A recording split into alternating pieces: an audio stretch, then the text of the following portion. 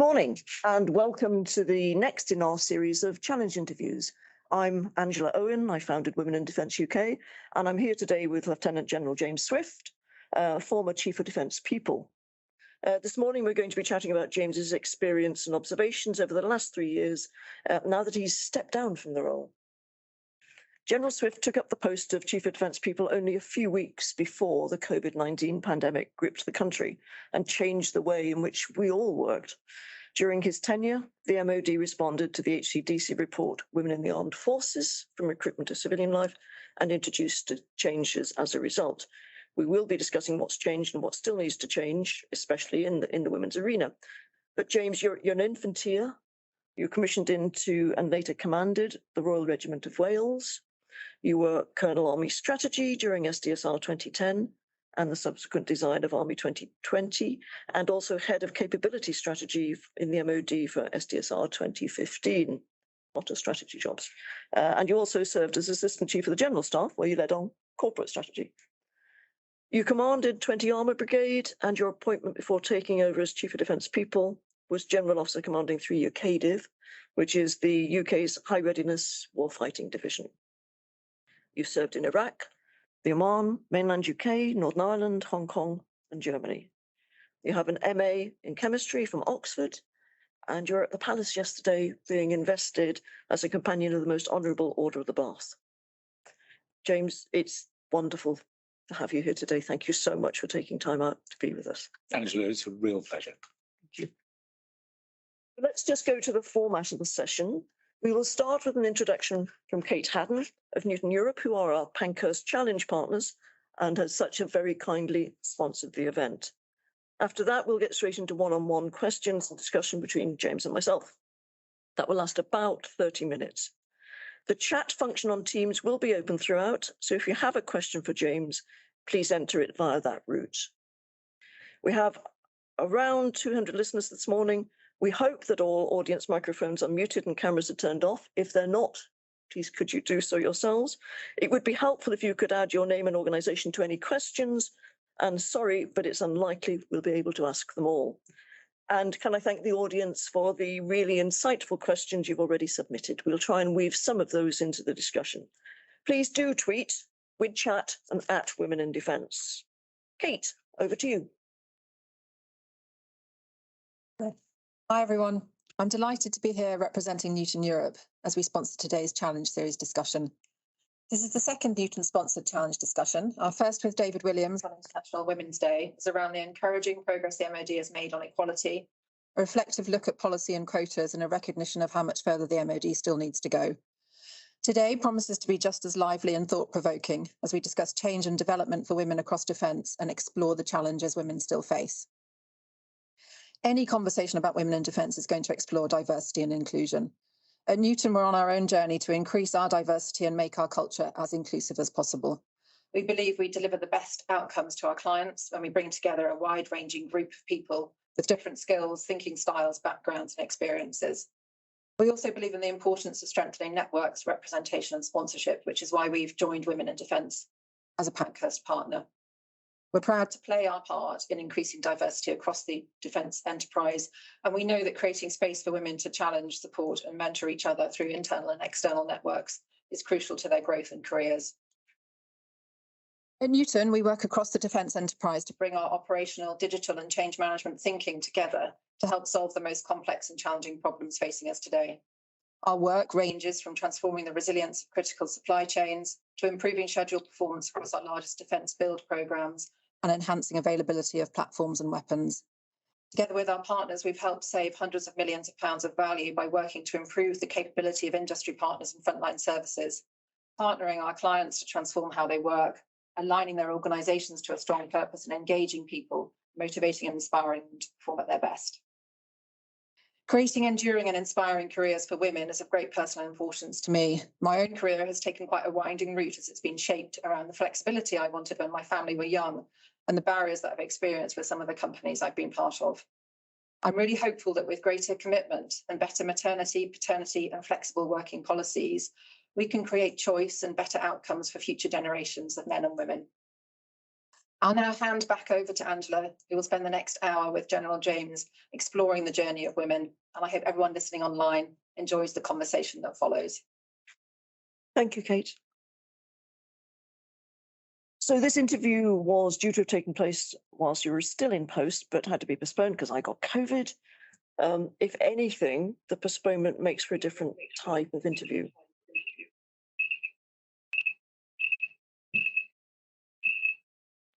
We'll just pause while we sort something out. You've had time to travel and for your brain to clear of the myriad pieces of information required by the role, and now have the perspective of a little distance from the role and perhaps the luxury of being able to look at equity, diversity and inclusion almost from the outside of the MOD. And I think you leave the Army On Monday. on Monday. Wow. So you took up post as Chief of Defence People in Feb 2020. That was before the HCDC inquiry into women in the armed forces from recruitment to civilian life began with a survey in December 2020. No one could have foreseen the pandemic, and I'm not sure that the inquiry was even on the horizon when you agreed to take up the appointment. You must have had expectations about what you would be prioritising during your time in post, and also objectives or hopes for what you wanted to achieve. How did those expectations and hopes stack up against what actually happened? So as I came to the end of my time as Chief of Defence People, I had to sort of make some speeches and things like that. So I reread my application letter to see what it was I had hoped to achieve. And just reflecting back on that, I did note in that people transformation was going to be hard. I think with hindsight, I didn't realise quite how hard it was going to be for a variety of reasons. But to change in the Ministry of Defence and make that change stick does take time and perseverance. But perhaps to pick on 3 or 4 things that I wanted to achieve and that I think are pertinent today. One of them was that I wanted to move away from workforce planning based on artificial headcount to something much more strategic that allowed employers to design the workforce they needed to deliver their outputs. And we achieved that, and that creates a freedom that we might touch on later. Combine that then with a move towards skills. So for all my career, we've been rather defined by the roles we've filled, the courses we've attended, and that's led to very linear career paths. And for some people, they might miss a gate, an artificial gate that then constrains their careers unnecessarily. If you can define jobs by the skills and experience required and people by the skills and experience they've got, then you can match those much more intelligently for the organisation, but the individuals can have much more choice and they can run their careers at the pace that suits them at the time of their lives. And it all changes for all of us. So that is a key thing. And that's not finished, that's work in progress. And you've got to combine that then with a 21st century HR proposition. It's more than the offer. It's what we want people to do, what they want to do, how, where, and the sort of offer that comes with it. And it'll be really interesting to see how the Haythornthwaite review into armed forces incentivisation comes out in the next few weeks and months, because that's our opportunity to make that change, which will support that sort of flexible career. And if you have all of those 3, then I think you can start to make a real difference to the diversity and inclusion of people within defence. And so that's achieved 1, the others are work in progress, and hopefully we're making progress as a whole. Did you hope to achieve them all in your time? I think I hope to be further forward on skills than we are. But defence is a massive organisation with people doing lots of different things. So perhaps it's not surprising that it takes time to codify those things into a common lexicon. But the team are progressing really well, and so we're getting there. So with skills in theory, then that should help women who are still seen to be the childcarers, so taking time out so they won't get tripped up by these artificial barriers that you talk about. Yeah, so a friend of mine servicewoman in the army, because of the time that she chose to have children, didn't complete staff college, therefore didn't get PSCJ, therefore was precluded from a whole bundle of jobs which had on their job spec PSCJ, but they didn't require that. It No. was a shorthand for ability. She manifestly has the ability, but was fouled by that. That's really easy. And we've removed that particular trip hazard, but we need to do it in a more systemic way. I'm going slightly off piste here, but what about combat arms? Combat arms, when I was serving, which is a long time ago now, so many of the jobs had to be combat arms. Is that still the case? No, I much, well, we've just seen with the appointment of the Chief of the Air Staff. That's the RAF. I'm not sorry, I was probably talking about the army. No, I don't think so. We haven't yet seen a member of the Royal Logistic Corps as the head of the army, but I don't think there's any reason why not. Let's get back on track. HCDC inquiry. From your perspective, what were the key changes that have been introduced as a result? And do you think any one area had more impact than any other? So I think it's really important to set the inquiry in context. And a big shout out to Siobhan Sheridan and the team who wrote Defence's Diversity Inclusion Strategy in 2018. And then the Wigston Review in 2019, which had started to codify and illustrate the challenges we faced. And then the Wigston Review implementation team under David Howarth that was already driving many of these changes before Sarah Atherton started her review. So there were, it was, we were on a journey. I think the really key thing about HCDC was it added to those and helped us really focus. And then also the way it was embraced by Defence meant that we increased the momentum and we started to change faster than we were changing beforehand. So the most important thing for me was that sort of step change in momentum. And perhaps the other thing it did was we'd had service justice reviews, we'd had service complaints reviews, but it looked at the whole panoply of life in the armed forces, from recruiting to resettlement, and therefore it covered a much broader spectrum. And along with the service women's networks and others, then highlighted some things that were easy to change, and why didn't we get on and change them? So we did. I'm thinking dress, hair, health, a bundle of things that perhaps we hadn't focused on sufficiently before that. One of the things that struck me about the impact of the review is I felt for the first time women had a voice in the armed forces. Do you think that's fair? Yeah. So you asked what, but it's also really important about how. Yeah. And so the Secretary of State, authorising serving women to give evidence, it was unusual, which was great, and therefore it led to much more balanced inputs from former serving women as well as currently serving women, and the way that so I had the privilege of giving evidence to the inquiry, and it was not an easy session, and nor should it have been. I mean, it was really exacting, but it was absolutely clear that Sarah Atherton was trying to do this not to score any points or anything like that. It was about improving defence, and therefore the how was as important as the what. And do you think the service women's networks still have that voice? I still listen to.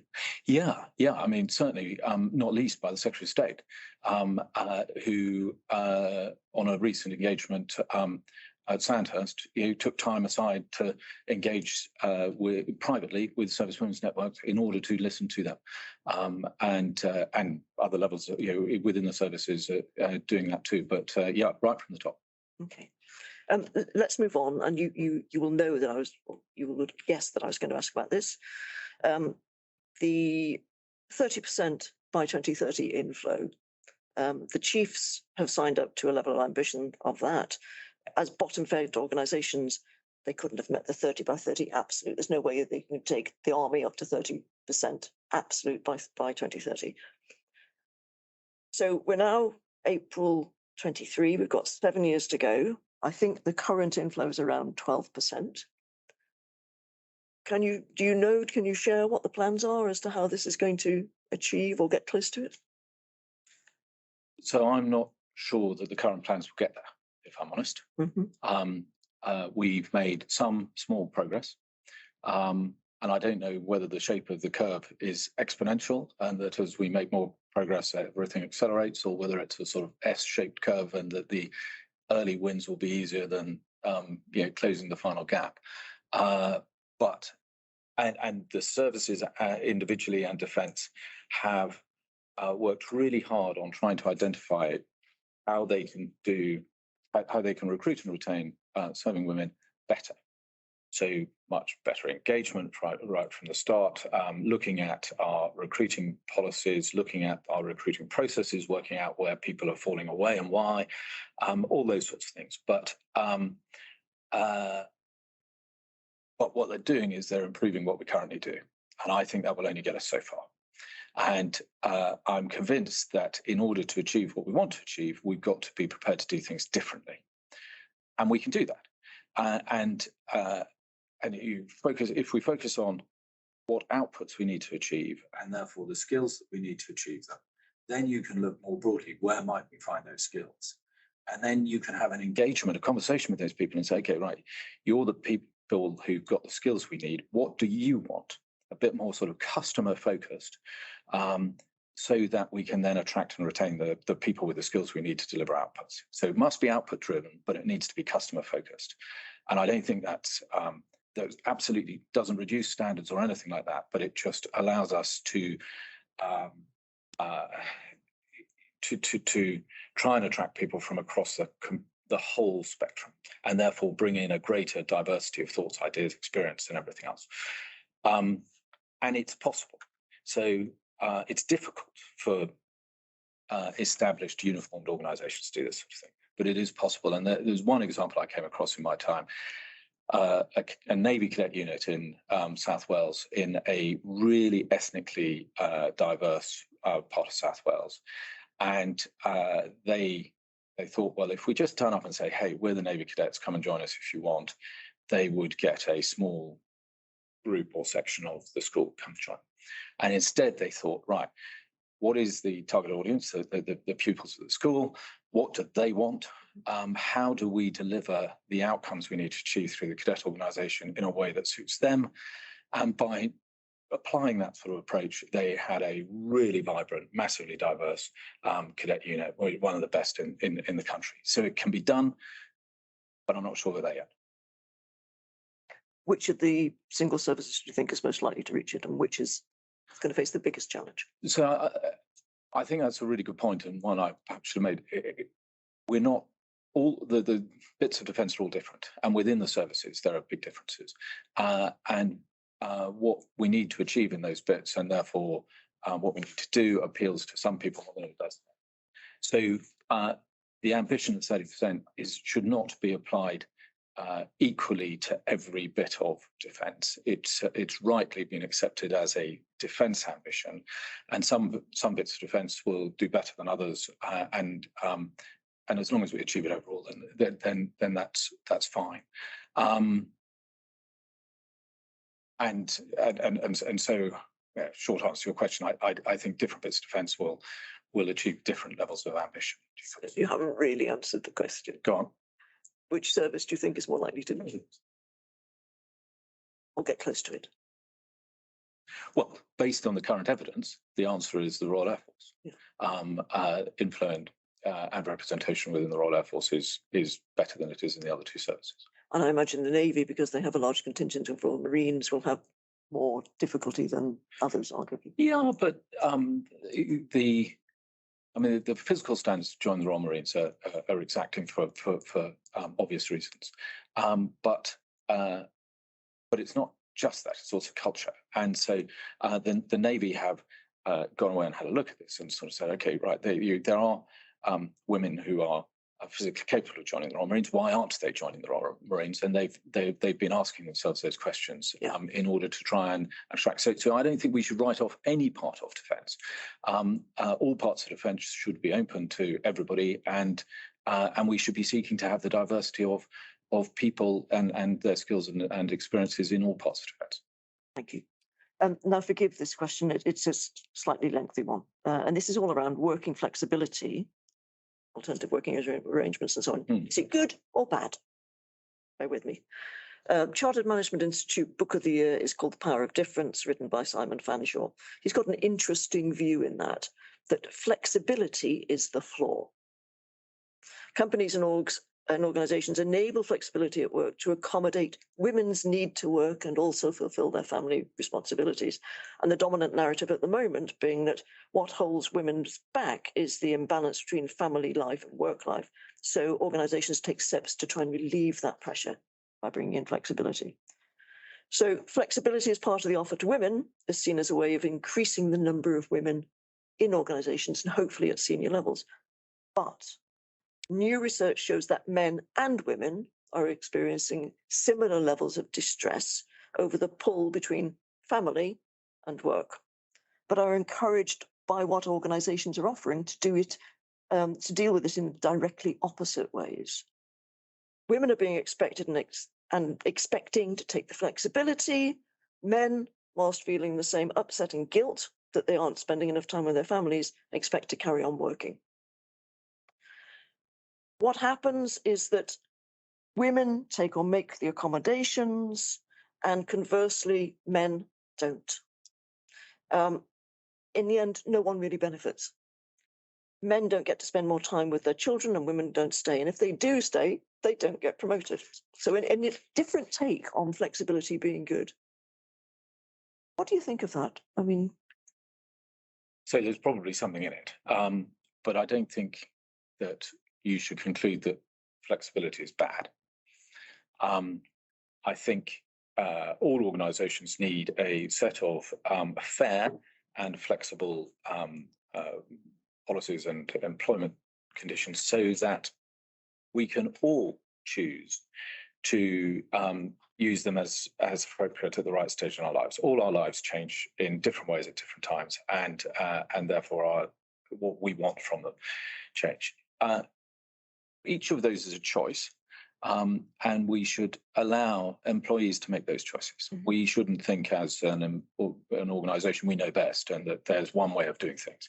That would be absolutely the wrong answer. And so, therefore, I think flexibility is important and necessary. It's then how you use it. So if you've got fair and flexible policies in place, you then need to communicate and live that communication that people who use that flexibility aren't in any way disadvantaged. One needs to role model it, and it's just another form of cultural change. And so I think back to a conversation with Vanessa Nichols about this. And so for those people on the call who don't know, Vanessa Nichols used to be the head of the Defence Nuclear Organisation until very recently. But in a previous life, she was at GCHQ, and they had a morning meeting that was a sort of must attend at 8 o'clock. And one day she didn't go because she needed to take the kids to school. And after that, a number of the men at that meeting came up to her and said, "Thank you. You have now given me the authority that when I need to take the kids to school, I can do the same thing." Mm-hmm. And by a senior person role modeling it in that way, it gave other people the freedom. But in the same conversation, she and I were worrying about the impact of working from home and hybrid sort of working. In the nuclear organisation, almost everything's done at secret and top secret. Therefore, you have to be in the office space to do it. And what she was worried about was she wanted all the workforce to have access to the very best job in order that the very best people got promoted through the organisation. And I think the key conclusion for me from all of that is that you really got to value people for what they do, not where and when they do it. And that's that quite a change. Yeah, thank you for that.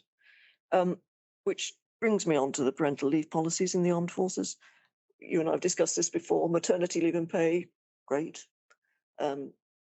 All of the other leave policies, I think, are way above the statutory minimum, with one exception: paternity leave and pay, which is 2 weeks statutory minimum. In fact, it is slightly above the statutory minimum because you get full pay, not 90%. So I'm on really thin ice here because I I know. didn't take any paternity leave, and I'm reminded of that from time to time by my wife. But I also know from your previous conversation with David Williams that he said that he'd take it away and have a look at it. We need to sort that out. It's not right now, and we can do better. Fantastic. So we caught up recently. You mentioned that you'd had time to read the Matthew Syed book, Rebel Ideas: The Power of Diverse Thinking. What struck you about the book, and did it help you to look at the armed forces with different eyes, maybe? Yeah, I really enjoyed it. I mean, it's I should have read it years ago, and so I regretted that. But if anyone on the call hasn't read it, it's really easy to read, and of course it's just a view, and one's got to balance it. But so many of the examples resonated. The risk of echo chambers, the benefit in diversity of thought when you're trying to solve complex problems, but only if the diversity of ideas is actually heard. It's no good if there's too strong a single voice in the room. And the importance, therefore, of setting psychological safety and the different types of leaders and of course, at different stages in our lives, you need different styles of leadership. There are times on operations where someone's got to make a decision fast and give some orders, and people have got to get on with it. But there are plenty of times when we're planning or developing policy or the like, where it's much more beneficial if we can have the right inputs and consider them. But that doesn't mean that everybody in the room needs to chirp up at the same time. I was just reflecting. Anyone who's risen to senior positions has a role in managing, leading people. And that perhaps leads them to believe that they know lots about leading and managing people. And then when we had people conversations in the Ministry of Defence, that meant that everyone around the table had a view. And some of those views were better informed than others. And I compare that to me being in similar conversations about, I don't know, equipment or nuclear or something where I didn't really know anything. And the conclusion I came away with was you really need that diversity of well-informed inputs from a variety of people. But you also need people in the room who aren't necessarily experts in that area, who don't tell you what they think their answer is, but can ask the right questions and challenge the expert. Have you thought of this? Drawing on this experience of mine, and can add the variety. And that way, the team can come up with the best answers. And there was lots of that in Matthew Syed's book. I mean, the one I love is the Football Association, who deliberately brought in a team of advisors of people who knew nothing whatsoever about football. Yeah. And Colonel Lucy Giles was one of them. Absolutely. People who knew nothing about it, because they would ask exactly those questions. Have you thought of this? What about trying it this way? But they almost certainly didn't try to tell the players how to play their game. Exactly. Yeah. Because that was out with their scope of knowledge. But how to run an organisation successfully was something that they could contribute to. Valuing people as individuals, do you think within the MOD, women are valued as women? Or do you think women still feel they have to behave like men to get on? So I think too much, we're all expected to conform to a version. And therefore there are plenty of men who are role modeling something which isn't them either. Yeah. Okay. And it's a sort of human behavioral thing to admire one's own characteristics in people. I remember years and years ago, I was asked by the commanding officer my views on the adjutant, and I told him that I thought he was a bully, and that as a result, the young officers wouldn't come to him for advice and were hid things from him and all the rest of the business. And it was only afterwards that I realised that the commanding officer was also a bully, and so he saw this as a positive characteristic in the adjutant, which wasn't what I meant. And so it is natural, I think, for us all to sort of admire people with similar characteristics, and you've got to really force yourself not to do that, and to be comfortable with being challenged, and to really welcome that diversity of thought, and so it goes back. Just having 30% of women coming into defence is not sufficient, or whatever other metric we use. They're only handrails, because people aren't their characteristics. We're all multifaceted, and so we're not defined by one characteristic anyway, and not every woman is the same as another woman, and we're all individuals. And so actually what we need to get to is an organisation that values people as individuals for what they bring, and whether that's men or women, and that takes training, and it takes effort. And I've seen some great examples of it in defence. Some brilliant leaders who have led groups and really respected everyone for who they are and what they bring, nothing to do with their rank, nothing to do with any of their characteristics or anything like that. I've also seen some bad examples. Recently, I was asked to submit a response as part of the call for submissions to inform the next Defence Command paper. The theme was strategic advantage, people, culture, and ways of working. And the question I answered was, if you were Secretary of State for Defence, what would you prioritise, develop, and cut with respect to culture, people, ways of working, and why? So perhaps unsurprisingly, I'll come back to the first answer to the first question. I think if we can start thinking about the outputs we're trying to deliver, and therefore the skills we need, and broaden where we find those skills, and create a genuinely inclusive environment that values, listens to, and embraces all those skills and inputs, then that will be a brilliant organisation to be part of, and so lots of people will want to join it, and we'll have a sort of virtuous circle of better inclusion driving greater diversity, driving better inclusion, and upwards. And so that's what I would want to focus on. So it's skills and creating an inclusive environment. Definitely the latter, yeah. Yeah, okay. Thank you for that. By the way, one of the things I said was sort out the top level boards, which are almost uniformly white men. So who's there? So who's there? It matters, and if all of those white men have had similar experiences and therefore got similar views and similar skills, then it's really worrying. If on a sort of spectrum of getting better, if they've all come from completely different backgrounds and have got a variety of views, the fact that they're white men, it isn't great, but it's not as worrying.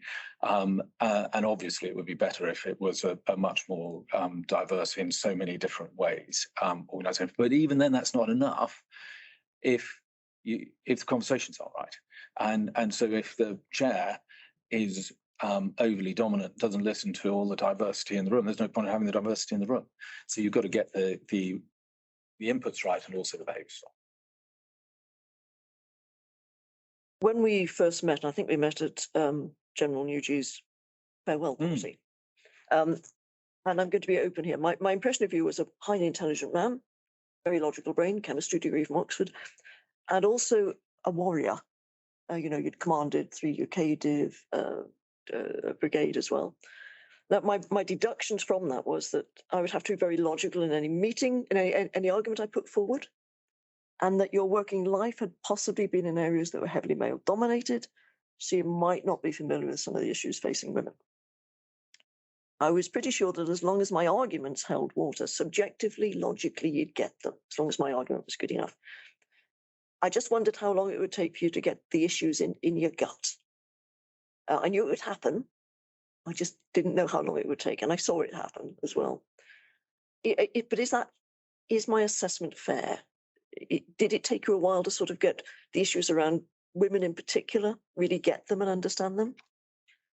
Slightly worrying that you analysed me quite in that way, and then were cunning enough to sort of tackle me. It's absolutely fair. So part of the need to have the diversity of inputs in the room is that we all think differently, and so I'm shaped by my experience. but my sort of leading value is to want to treat other people in the way that I would want to be treated. Yeah. And so perhaps that helped me to be open to the lessons. And I had some great people, not least Women in Defence, but also the team in the Ministry of Defence and others, and the networks who opened my eyes to things that I perhaps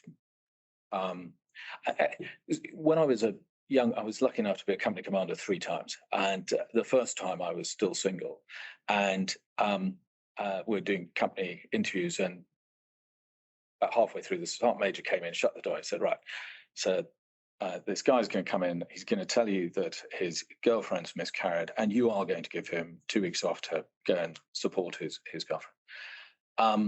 And being a good officer, I learned to do what I was told by my sergeant major and did exactly that. But it was only when I had been through sort of pregnancy and childbirth and all of that with my wife that I began to understand where the sergeant major was coming from. And so I think none of us can have had all the experiences, but if you've got an open mind, then you can learn from others, and you don't have to learn everything firsthand. I've got 2 more questions, and we'll go to questions from the audience. Looking back now with the glorious gift of hindsight, which is a very exact science, looking back in your time as CDP, is there anything you would have done differently? Yeah. Yes. So I took over as COVID hit, as you said. I maybe therefore got into a bit of a rut of being in the office or being focused on office work, or whether it was from home or the office. I didn't get out and visit enough. I should have got out more in order to listen to more of defence, to understand more of the issues that were important to our people. And it's really easy to be, the scale and nature of the work, it's really easy not to do that. But every time we went on a visit, I learned so much. And so it was great as COVID ended and I was able to get out and do that a bit more. And it wasn't just COVID, it was my fault. And perhaps looking back, I'm not sure I have convinced everybody of the competition for skills that we currently face that is going to get worse. That means we must have a 21st century offer that appeals to the whole of the spectrum of society if we're going to get the talent and skills we need to deliver our outputs. And to do that, I think you've got to view people as an investment, as the critical part of your capability, not as an enabler, an overhead, a cost base. And there are parts of defence that still see it like that. And I didn't manage to persuade everybody that we need to see this as a key area to invest because of the value that it brings to the organisation. What initiative or change introduced during your time are you most proud of? So the team was just brilliant during the flexibility and the way that we changed and adapted policies, particularly for people overseas, made a massive difference to our people and their families. And so giving them a massive shout out is important. But perhaps the other one was when a senior member of one of the Service Women's Networks said to the chiefs the other day that she has seen more change in the last 2 years than she'd seen in the 30 years before that. And that's evidence of some progress, but we've got a way to go. Yeah. Thank you for that. Let's move to some questions from the audience, and forgive me if I'm looking at my phone, they're coming in on my phone. So this is just come in now. Do you feel defence is ready for diverse thinking? Or is the way we do things around here always going to win? So it can't. All the sort of things in Matthew Syed's book and others that tell us that organisations that don't embrace an inclusive way of thinking will not be as successful as others. There's loads of metrics. So there's a really good business reason for why we need to change, as well as moral and legal reasons. And so we've got to change. And are we ready? Bits of defence are more ready than others. One that came in before the day, how do we prevent or remedy backlash against inclusion initiatives? So the backlash against individuals due to the feeling of being disadvantaged or not seeing the benefit from the majority male community within defence? Does the MOD need to communicate the need for the change better? Yeah, I've worried about this quite a lot. So I'm the father of two white sons, and it's sort of easy to and it's lazy to say it's not fair. It's just it's just slightly different competition. We shouldn't be frightened of that. The best people, and we want the best people in our organisation. The best people will succeed, and surely the opposite. So an unequal system is obviously wrong, and therefore moving to something new is something that, yeah, it's frightening and it's difficult for some people, but it's the right thing to do, so we should do it. I think one of the questions we had for David Williams was along the lines of, when new initiatives are brought in that are seen to favour women, it's the women who suffer out on the ground as well.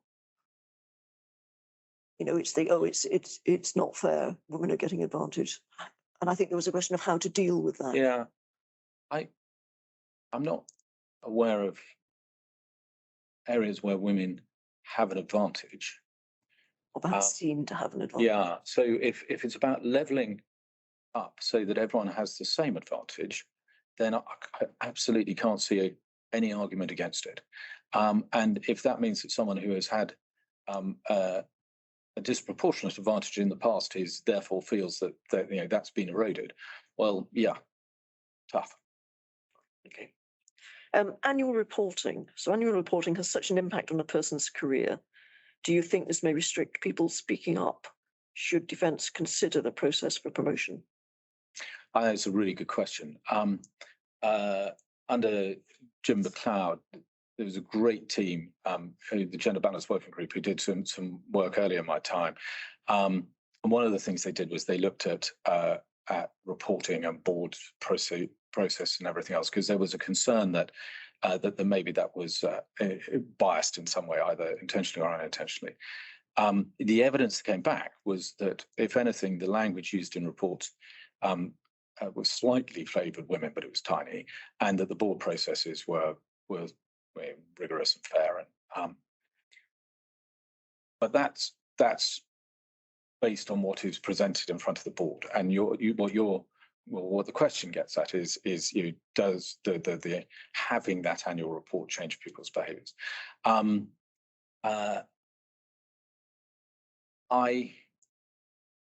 It must do.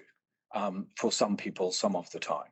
I would love to say everyone should just be themselves and we will respect and reward you for your outputs. But the evidence is such that doesn't always happen. But if you go to the extreme of that, though, that everyone's trying to be to act and behave in a way that they think that their boss wants to see, then we will become a dreadful monochrome organisation that won't be successful. So there are no perfect methods of reporting on developing people and then selecting them for the future that I've come across. And the one that we've got has lots of strengths, and we just got to make sure that we avoid the weaknesses. This is a question picking up on something you talked about, missing a gate. Do you think, based on your comments on how people can miss a gate, that the two-tier rank structure of the armed forces is appropriate for the future? Should we still be calling people sir or ma'am? I mean, that's a double question. So I think rank gets in the way. One of the most rewarding teams that I was part of, and perhaps the most inclusive, was when you mentioned I was Colonel Army Strategy. The now CGS, General Sanders, was charged with pulling together a little team of 6 of us, and he picked 6 people who were all different. and because we brought different experiences. So one person had just been working the Treasury and therefore understood numbers, spoke numbers. One was a great planner but useless finisher. Another was great at detail. We were all different. It was a nightmare to try and organise this team. But we were paid to think, and the junior member of the team had just got the best MPhil from Cambridge for many years. And so the fact that he was a major was irrelevant. It was his brain that we wanted. And I decided that what we were going to do was dispense with rank and uniform and spend quite a lot of time outside of military places so that we could listen, think, learn from the widest audiences, and that some of that sort of hierarchy wouldn't get in the way. It was great for us, but it jarred with the rest. So when we tried to then dock back into the army, that wasn't always terribly easy. And so one of my conclusions is that rank gets in the way. And what I've tried to do since is set that sort of psychological safety where everyone in the room, regardless of their rank, is valued for their inputs, and so you can work around it. We don't have. I'm not suggesting that the army needs to get rid of all its rank, but we mustn't let it be an impediment. What is the military doing or can do to better tackle derogatory language and behaviours towards women by male colleagues, as this might deter women from joining or play a role in retention rates? Yeah, I mean, there's no place for it, whether it's inappropriate language against women or anyone else. There's no place for it in defence, and so what are we doing? There's a degree of education, but also when it gets wrong, we need to call it out and deal with it, and be seen to as well, so that the message is both one and supportive of people who have survive that sort of poor language or behaviour, but also sends a very clear message to any potential future perpetrator that it's just not accepted. So, and that's perhaps at the extreme end. But we also need to consider just simple things like gendered language. And it was when I was GOC3 Div that sort of in the middle of a meeting, one of the brigade commanders just sort of interrupted and said, "Look, just noticed that our language here is incredibly gendered. And there are two women around this table, and I don't know how they feel about that." And I had never really seen it through that lens. And fortunately, Jerry opened my eyes to that. And since then, I've tried really hard to avoid the use of gendered language. And then Siobhan gave me the book Invisible Women as I took over this job. And I thought, oh, right, okay. And each time, I've learned, and you can get better. But if we don't get that right, then we'll certainly not get the inappropriate language right. What would be your advice or lessons that you've learned on how to implement culture shifts or change? And you talked earlier about the difficulty of really making change stick. Any hints? Yeah, so Defence is a remarkably elastic or resilient organisation, I think. In fact, I was chatting to someone the other day who said, "Yeah, it's brilliant. Been in the job about 9 months, and I'd managed to drive this change through." And then I turned around a couple of weeks later and noticed that it had just gone back to how it was again. And I contrast that with some of the challenges that Sam DeForge, the D&I director, and I shared getting one or two policies through.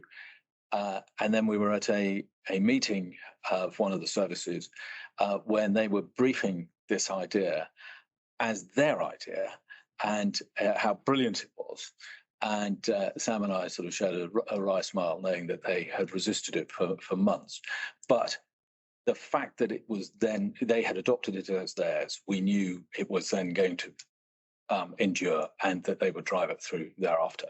So advice, I think you've got to make your case very clearly. You've got to be persistent and resilient, but that's not sufficient. You've got to put yourself in the minds of the other people that are going to have to implement this, and make sure that the good idea is delivered in such a way that's implementable.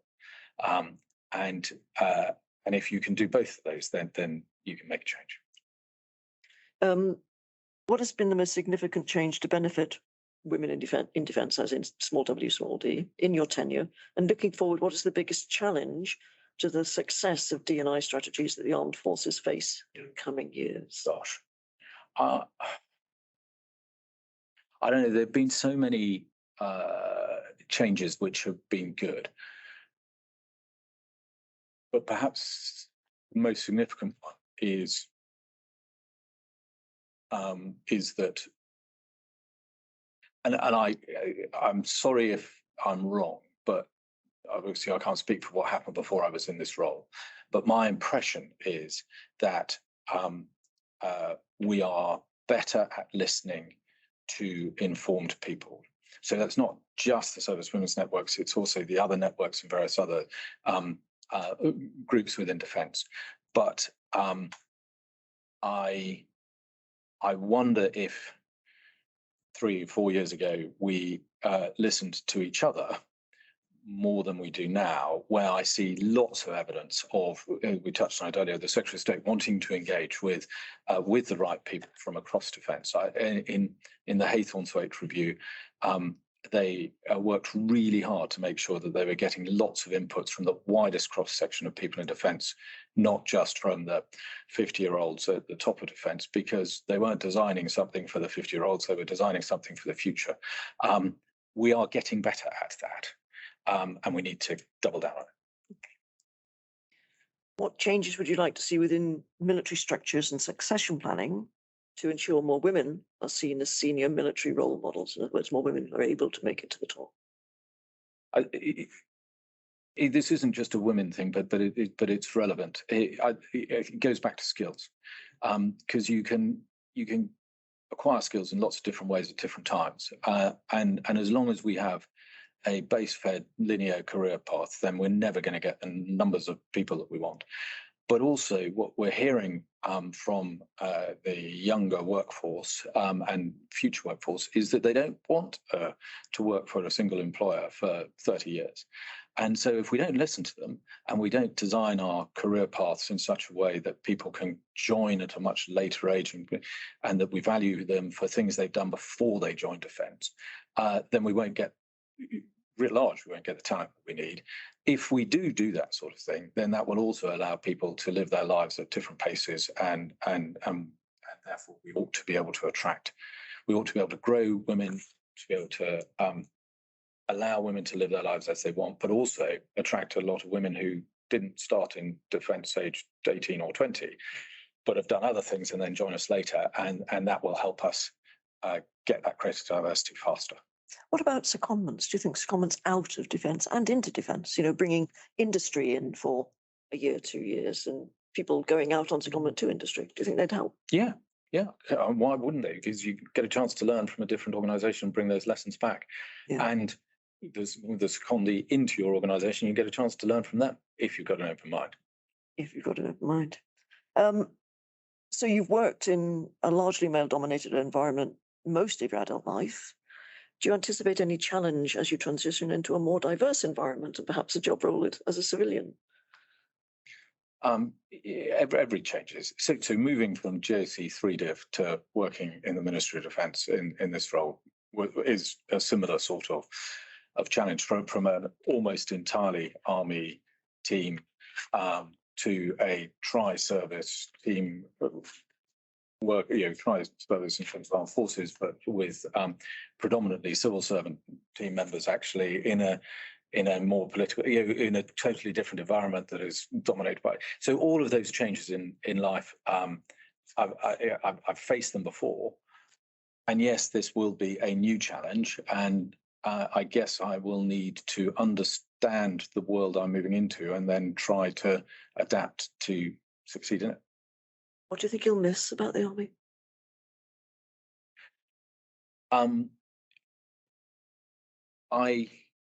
I think, well, I was going to say, I already miss my regiment. I handed over as Colonel of the regiment about 15 months ago, and I stayed out of regimental business for a year to give my successor a chance to bed in, and Petra and I really miss the regimental family.